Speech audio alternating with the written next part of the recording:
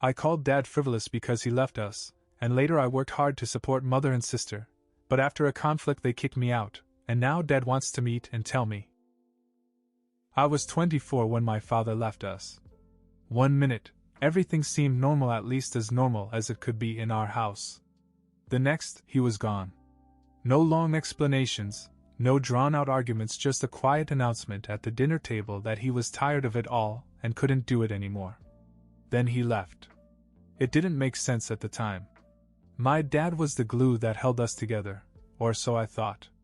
Sure, he worked long hours and seemed exhausted most of the time, but who wouldn't be? My mom didn't work, and my sister Kelly spent most of her time doing whatever Kelly felt like doing. I guess he thought I could step up and fill his shoes. But I didn't see it that way. I was furious. I called him reckless, irresponsible, every name I could think of at the time. I told him that real men don't just leave their families, no matter how hard things get. He didn't say much back, just that he was tired and couldn't take it anymore. And that was it. I never saw him again. For the next year, I worked 2 jobs, barely slept, and rarely saw my friends. I paid the bills, bought groceries, and even paid the vet bills for Kelly's dog, a little much she refused to take care of but wouldn't let go of. I thought maybe my mom or sister would pitch in eventually, but they never did. Instead, they told me it was my responsibility. "You're a man, and men provide," my mother said more than once. "Get used to it. This is what family life is all about." Kelly was no better. She lived her life as if nothing had changed, acting annoyed when I couldn't drop everything to help her with something. I kept pushing through, thinking things would get better eventually, but they didn't. Then came the night that changed everything. It was a Thursday and I had just gotten home from my second shift. Exhausted, I threw my dinner plate in the sink and went to my room. I figured I'd deal with it later, but Kelly wouldn't have it. "You can't even wash your own dishes?" she yelled, loud enough to wake the neighborhood. "You think just because you pay the bills you don't have to clean up after yourself?" I snapped. I told her she was selfish and lazy, and that if she wanted to live in a clean house, she could start pulling her weight. Of course, my mom overheard, and she came storming in, taking Kelly's side as usual. "How dare you talk to your sister like that? You think you're so much better than us just because you work?" I couldn't believe what I was hearing. After all I'd done for them, they had the nerve to act like I was the problem. I told them exactly how I felt, that they were using me and didn't appreciate anything I did. That's when my mom said the words that cut deeper than anything else that night. "Maybe you should go after your father. We don't need you here. We'll be fine without you." Fine, I thought. Let's see how you do. I packed a bag and left that night. I checked into a cheap hotel that night, feeling like the weight of the world had finally crushed me. I didn't cry, but I couldn't sleep either. 4 hours I just stared at the ceiling, trying to make sense of what had happened. I thought about my mom's words, the way Kelly stood there with her arms folded, smiling like she'd won. It didn't feel like a victory to me. It felt like I'd lost everything. In the morning I realized I couldn't go back. Not after what they said. They didn't need me? Fine. But I sure as hell needed something or someone. My thoughts drifted to my father. I hadn't spoken to him since he left, but at that moment I couldn't shake the idea of calling him. Maybe it was pride, maybe it was desperation, but I wanted to know if he'd take me in. If he'd managed to find a new life, maybe I could be a part of it, too. I spent an hour staring at his number in my contacts. I hadn't deleted it, but I hadn't used it either. What would he think if I called him out of the blue? After all the things I had said to him, why should he even answer? But what did I have to lose? When he answered, his voice was different, calmer, perhaps. Almost as if he'd been expecting the call. "Dad, it's me," I said. There was a pause. Then, "I was wondering if I'd ever hear from you." The conversation was awkward at first. I told him about everything, working myself to death, the constant demands of Mom and Kelly, the fight that led to my leaving. I tried to keep it factual, but I could feel the anger slipping through. I told him how much it hurt to be used, to be treated like I was nothing but a paycheck. When I finished, there was another long silence. I thought maybe he was going to tell me that I'd made my bed and I had to lie in it. Instead, he sighed. "Why don't you come over?" he said. "We can really talk." I agreed. He gave me an address, his new place. It was only a few hours away. As soon as I hung up, I packed my things and checked out of the hotel. The drive felt surreal. A year ago, I would have sworn I'd never see him again. Now, here I was, walking right up to his front door. When I arrived, the house wasn't what I'd expected. It was modest, but nice, a place that looked like home. My father came out to greet me, looking a little older, a little grayer, but also healthier. With him was a woman I didn't recognize. She smiled warmly and introduced herself as Jessica, his wife. It was a lot to take in, but I kept it together. Inside, I told Dad everything again, this time in more detail. I didn't hold back. When I finished, he sat back in his chair and rubbed his temples as if the weight of the world had just landed on him. "I thought this might happen," he said finally. "That's why I left." That stopped me cold. "What do you mean?" He looked at me, and for the first time I saw something I hadn't seen before: regret. "I didn't leave because I was tired of life or because I didn't love you. I left because they used me, too. Your mother, your sister, they never gave anything back, no matter how much I gave them. I thought maybe without me they'd realize what they had. I guess they didn't." I sat there, stunned. For years I had told myself that my father was selfish, that he had abandoned us because he didn't care. Now he was telling me he left because he couldn't stand being used anymore. "You were right about one thing," he said. "A man shouldn't leave his family. But there's a difference between being a man and being a doormat." I didn't understand that then. Sounds like you're figuring it out now. I didn't know what to say. For the first time in a long time, I felt like someone actually understood what I'd been through. I stayed at my dad's house that night. Jessica had made dinner, and it was the first home-cooked meal I'd had in what felt like forever. She was nothing like my mom, warm, easy to talk to, genuinely interested in my life. It was strange to see my father with someone like her. For the longest time I thought he wasn't capable of being that relaxed or happy. But here he was, laughing at Jessica's jokes and asking me if I wanted seconds. After dinner, we sat on the porch with a couple of beers. I was still reeling from everything he'd told me earlier. "So how long have you guys been married?" I asked. "A little over 6 months," he said. "We met about a year after I left. Took me a while to feel like I deserved something like this." I nodded, taking it in. It was hard to imagine him starting over, but it was even harder to imagine him staying in the life he described. "I didn't see it then," I said after a long pause. "I thought you were just running away. But now—" I trailed off, not sure how to finish the sentence. "Now you get it," he said softly. I nodded again. We talked for hours that night. He told me more about what it had been like before he left, how he'd spent years trying to hold things together. He said he'd felt trapped, like no matter how much he gave, it was never enough.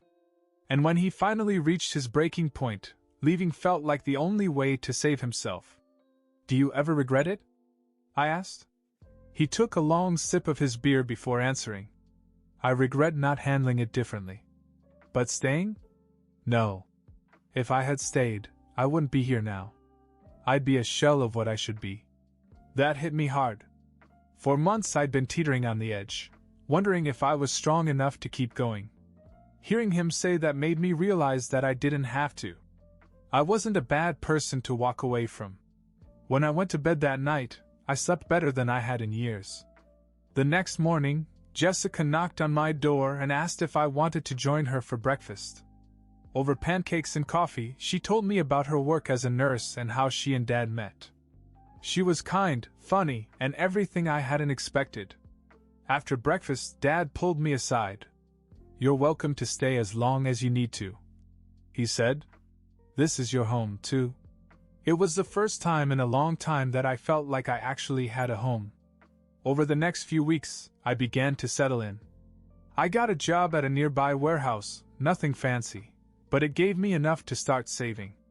Dad and I spent a lot of time talking, and for the first time I felt like I was getting to know him as a person, not just a guy who used to pay the bills. A few months went by, and one night after work, I got a text from my mom. It was the first time I'd heard from her since I'd left. "I miss you," she wrote. "We need you. I'm sorry for everything." I stared at the screen for a long time. Part of me wanted to respond, to forgive her, to go back and try to make things right. But another part of me remembered all the nights I came home exhausted, only to be met with more demands. I showed Dad the note. "What are you going to do?" he asked. "I don't know yet," I said. And I didn't. I came home from work one Friday, expecting the usual quiet evening. But when I pulled into the driveway, there was a car I didn't recognize parked outside. Inside, I found my mother standing in the living room. She was clutching her purse tightly, her eyes darting between my dad and Jessica, who both looked uncomfortable. "Mom?" I asked, confused and surprised. She turned to me, her face softening in a way that made me suspicious. "I needed to see you," she said. "You weren't answering my texts." Jessica got up and quietly left the room, but Dad stayed where he was, leaning against the wall with his arms crossed. "I have nothing to say to you," I said. "I just want to apologize," she said quickly, her voice shaking. "For the way we treated you, for pushing you away. We miss you. Please, can't we just talk?" I looked at Dad. He didn't say anything, but the look on his face told me it was my choice. "Fine," I said. "Talk." She started to explain, saying that she and Kelly were ashamed and wanted to make things right. She sounded sincere, but I couldn't tell if it was remorse or just desperation. When she finished, I said, "I'll think about it." She nodded, tears in her eyes, and after a few awkward goodbyes, she left. Dad gave a low whistle after the door closed. "That was something."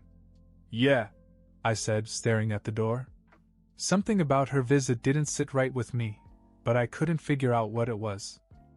The days after my mother's visit felt strange. Her apology played over and over in my head. I wanted to believe her, but something about it didn't feel right. If she really wanted to make things right, why now? Why show up out of the blue instead of waiting for me to respond to her texts? I hadn't told her I was coming back, but that didn't stop the messages from coming in. "Thanks for hearing me out. Kelly would love to see you, too. We really mean it, we're sorry." I ignored them. I needed time to think. One night I brought it up with Dad. "Do you think she means it?" I asked. He didn't answer right away. "Maybe," he finally said. "But just because someone's sorry doesn't mean they've changed. You have to find out if she's doing it for you or for herself." That stuck with me. Was this about repairing the damage they'd done, or was she just trying to assuage her own guilt? A week later I got another text, but this one was different. "Please come over. We need to talk. It's important." I stared at the message for a long time. It didn't feel like another apology. Something about it made my stomach turn. When I showed it to Dad, he frowned. "Sounds like there's more to this than she's letting on. What do you think I should do?" He shrugged. "That's up to you. But if you go, don't let her pull you back into the same patterns. You worked hard to get out. Don't lose that." I nodded, but I still wasn't sure what to do. Part of me wanted to ignore her, but another part, the curious part, was itching to find out what she meant. After a lot of back and forth in my head, I decided to go. Something about my mom's text was bothering me. If it was important enough to push so hard, I figured I should at least hear what she had to say. When I got to the house, it felt strange to be back. The place looked the same, but I didn't feel like I belonged there anymore.